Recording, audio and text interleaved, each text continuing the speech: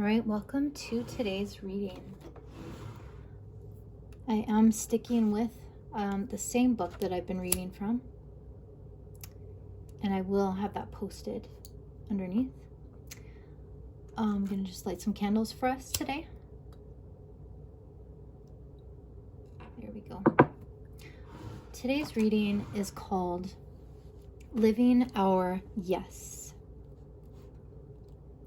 I saw a necklace in the form of a dog tag with a single word, yes, engraved on it. Exclamation mark on that yes.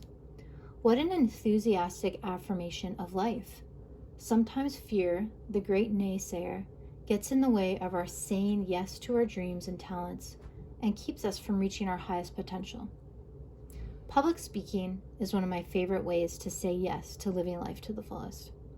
I used to be absolutely terrified before giving a talk, but now I am usually only slightly nervous. Recently, however, I was catapulted back into almost paralyzing fear after seeing the publicity for an upcoming presentation. The little blurb on my talk outlined what people could hope to get from my talk and an evening with me, but I could not have delivered all they promised in a weekend workshop, let alone the hour and a half I'd been allotted.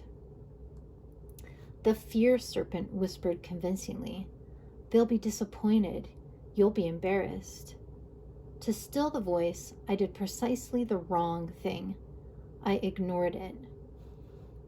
Because I was running away from my fear of failure, I resisted even preparing for the talk, a perfect way to set up the response I was dreading. Finally, at 10 o'clock the night before my speech, I began to practice what I preach and explored my anxiety. Doing so helped me become aware of what I needed to do, take the fear out of my shadowy inner closet and share it with my audience. They, being fallible human beings also, could identify and empathize with me. And we ended up having a wonderful time learning from each other. An excellent way to take fear out of overdrive is to strip it of secrecy. Bring it out into the open. Crouching in darkness, fear hops in the driver's seat, but it begins to be transformed when brought into the light of awareness and acceptance. In order to live our yes, we need to become aware of and accept our fear, and then share it honestly, where we will be gently accepted and supported. I'll read that again.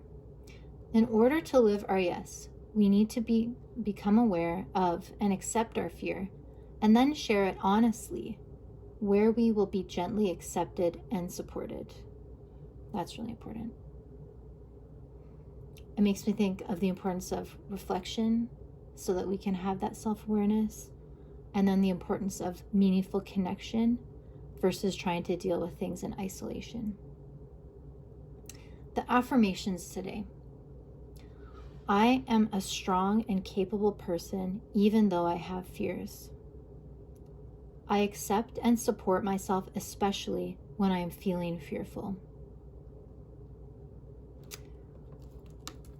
So that is the reading for today. I feel like some of these are really heavy hitting and really only begin to scratch the surface of, some of these larger issues. So I do strongly encourage, if you haven't done before, seeking out a therapist and finding someone to work with is just a really rich and rewarding experience and a way to support yourself.